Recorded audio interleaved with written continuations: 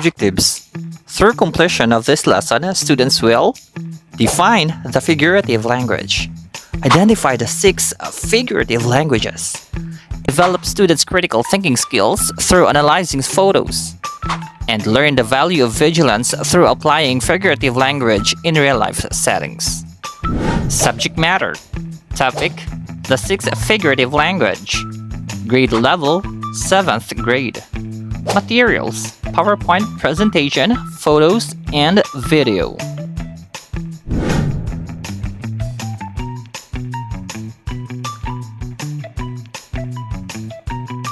Good morning, class! Before we begin with our lesson for today, may I request everybody to stand for a brief prayer? Okay, so let us bow down our heads and feel the holiest presence of our Lord Jesus Christ.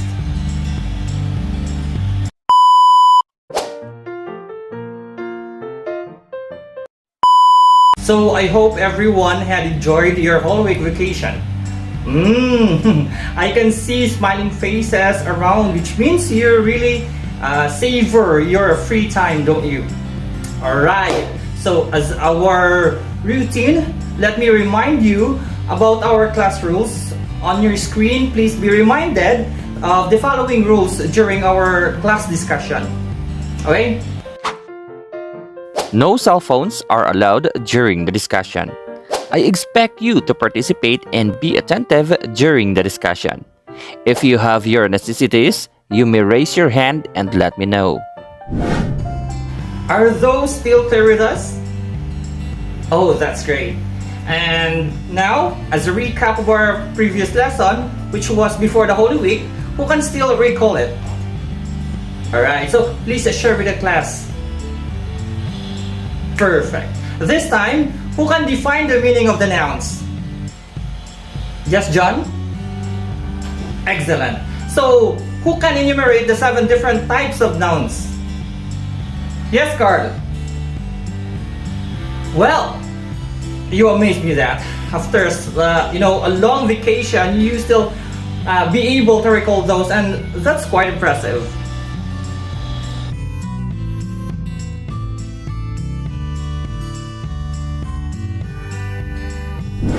Moving forward, we, especially Filipinos, we are very expressive when we are speaking with our friends, families, and loved ones, and even saying hurtful words against our fools, right?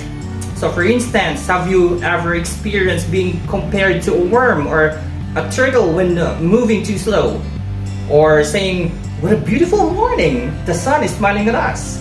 Or have you ever experienced someone exaggerates as he run like a greased lightning?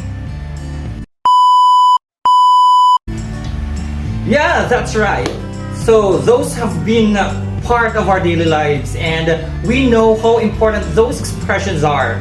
And with that, what if we will try to integrate it into writing stories and making poems? Do you think those can be possible? Yeah, that's cool. We will try to understand them into more intensive process, and later we will try to apply them. But for now, we have first a game for us to warm up. What do you think? Alright, that's good. For our game, please have your attention on the screen for the instructions. Okay, so the class will be divided into 4 groups.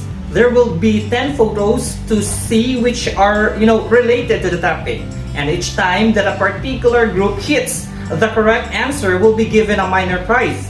And at the end of the game, the group with the most correct answers will win the game. And of course, will be given a major prize.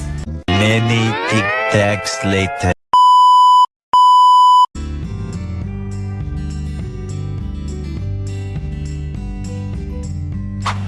Alright, that was a very engaging activity that I see all of us enjoyed. So from our activity, who can relate those photos into real life settings? Can this be useful in making literary works more creative and impactful? Very good. Do you have now the idea what will be our interesting topic for this day?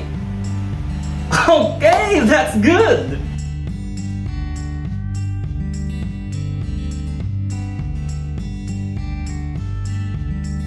I guess you're lucky for today because we will be learning about those expressions. So let me introduce you to our main topic, which is a figurative language. Okay, so are you familiar with figurative language? Yes. Or do you have an idea about them? Yes, please. Okay, that's good. And as I have mentioned earlier, we will try to learn more intensively, right?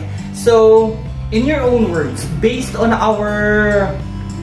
your own understanding and of course from our activity, what do you think is the definition of figurative language? I can see lots of hands raising. Okay, let's have Nido first. That's awesome! You know, I like how observant you are, class. So this time, who can read the definitions of figurative language on the board?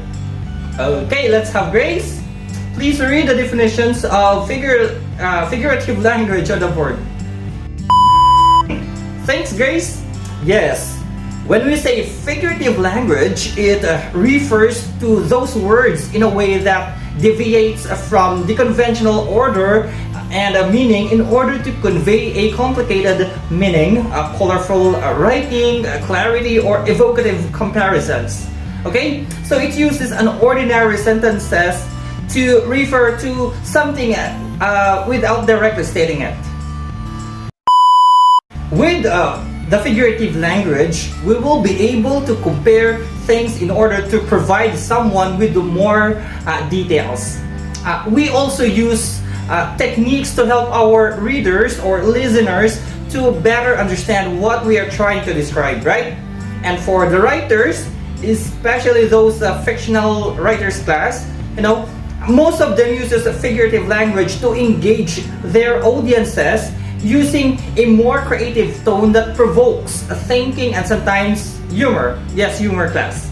So it makes a fictional writer more interesting and dramatic than the literal language that uses words to refer a statement of effect.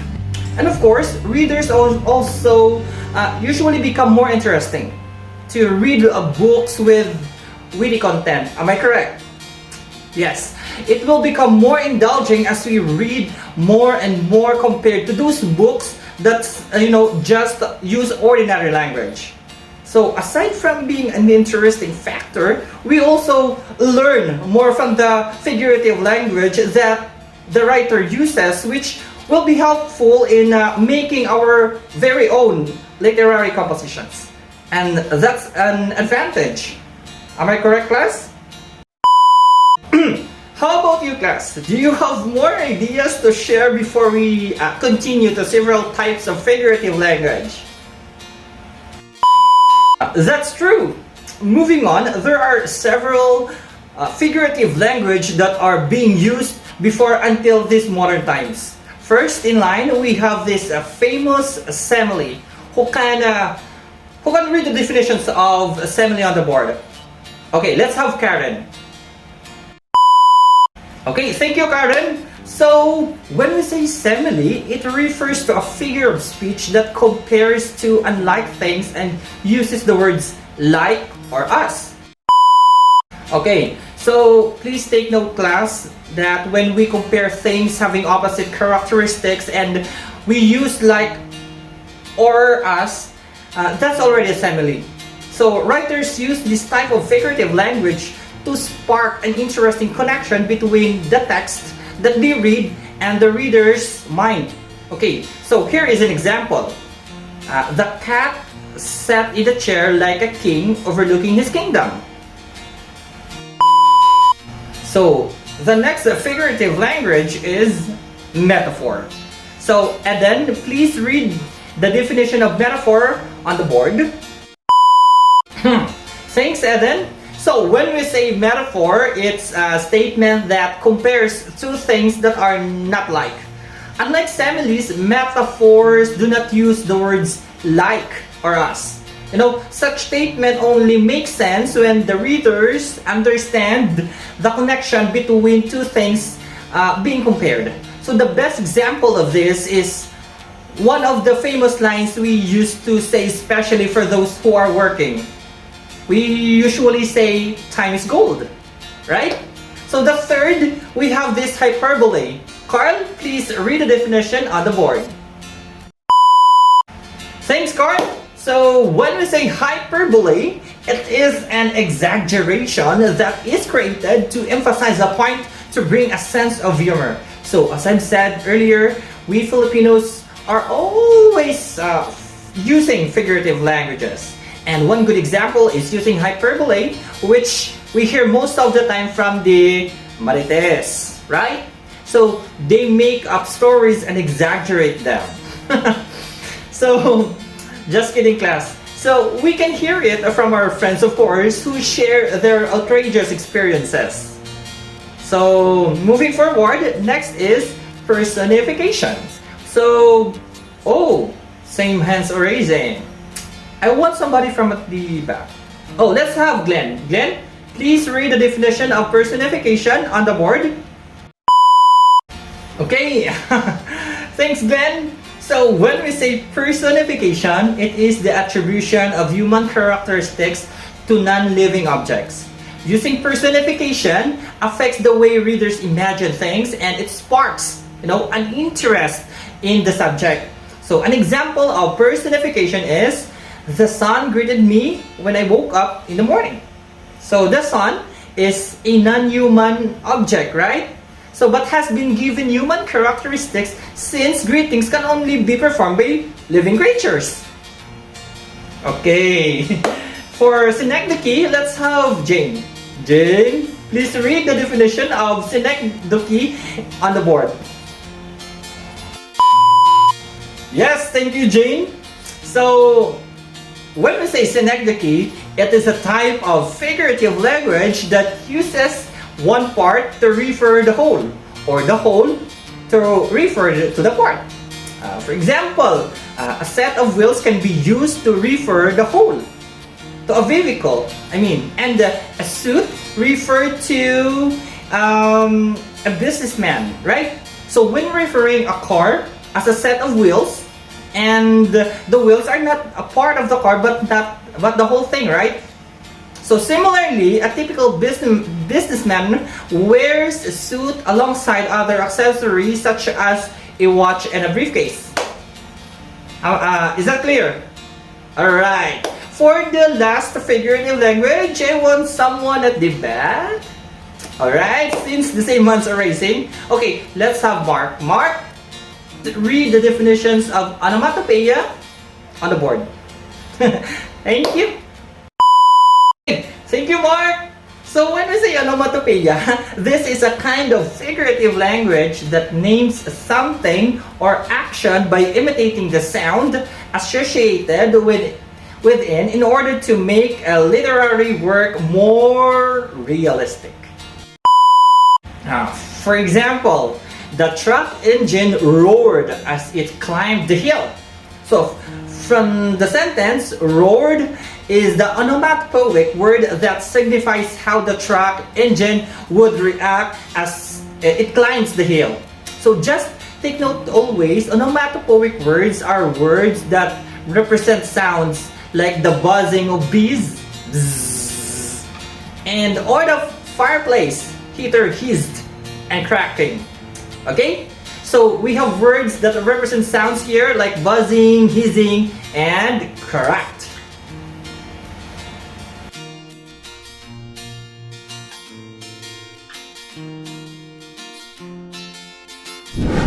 So those are six common types of figurative language that will surely help you in making your literary compositions more impactful to the readers.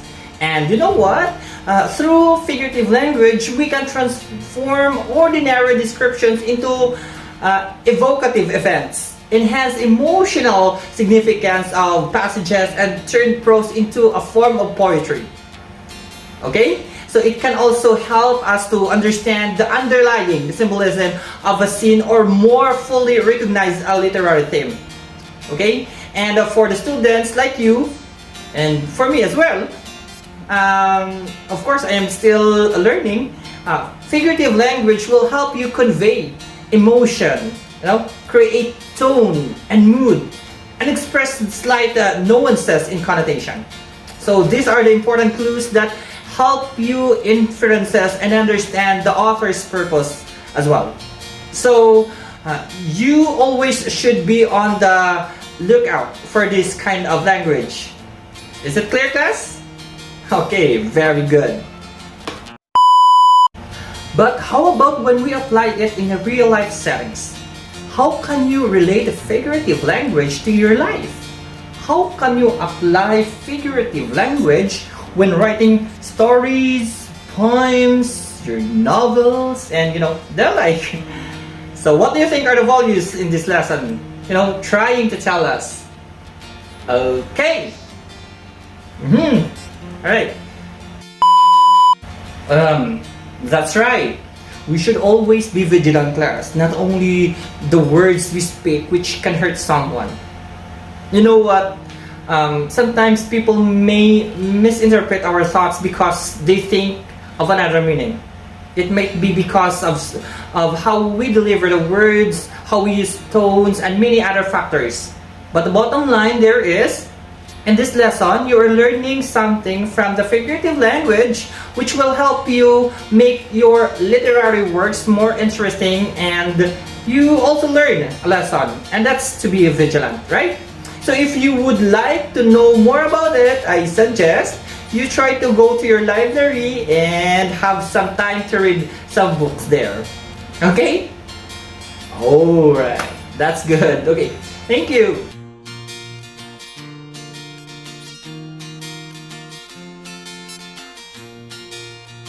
Okay, so this time, let's have your attention on the board. We will watch a short video from different famous movies in which different kinds of figurative language are used. You will be required to fully listen and take down the sentences that contain figurative language.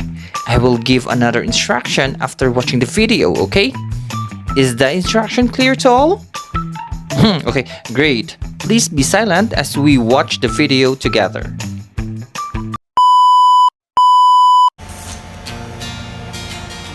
Okay, so how was the video, class? Okay. Okay. So this time, please have your attention again on the board for another instruction. So we will have a reporting activity. Okay, so you will be grouped into 3 groups. So each group will have a reporter present their output. So the content of your reporting should include a brief introduction, okay? Content must include sample sentences and explanation, and an outro. Of course, you may include your takeaways, your learnings, and of course, your group's personal experiences. Okay, this activity will be given 20 minutes time allotment. And of course, you will be graded according to the criteria, which will I present you now.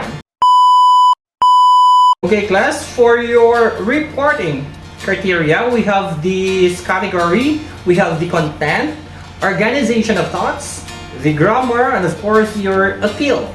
So, let's first discuss with the content. So, your content, it talks about the substance of the discussion, which is packed with important information regarding to the topic.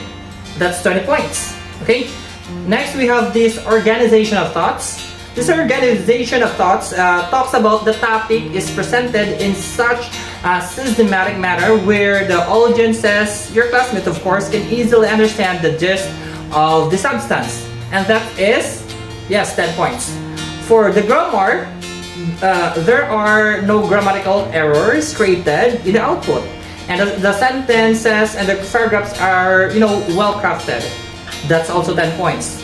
And lastly, for your appeal, so, okay, when you say appeal, the outputs or the presentation is catchy to the audience, your classmate, and is done neatly. So, good timing, synchronized, and with complete materials of, if needed or as needed. Okay, that's 10 points. So, a perfect score will be given, yes, 50 points pass. Good luck.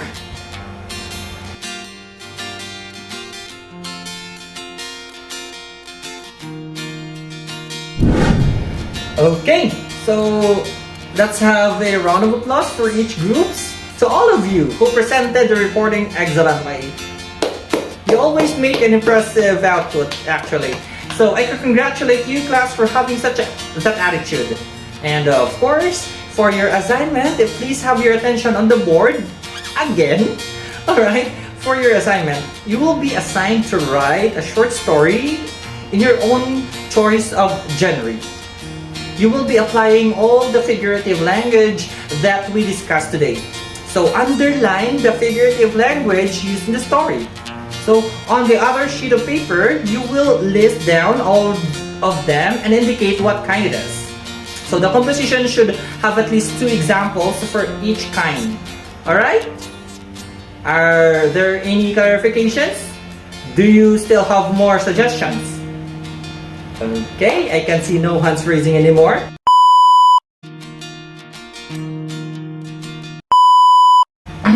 Alright, so I guess it's already time. Please pick up the pieces of paper under your chair before leaving. Thank you so much, class, for your active participation and cooperation. So that is all for the day. Class is dismissed. Thank you and goodbye, class. Mabuhay!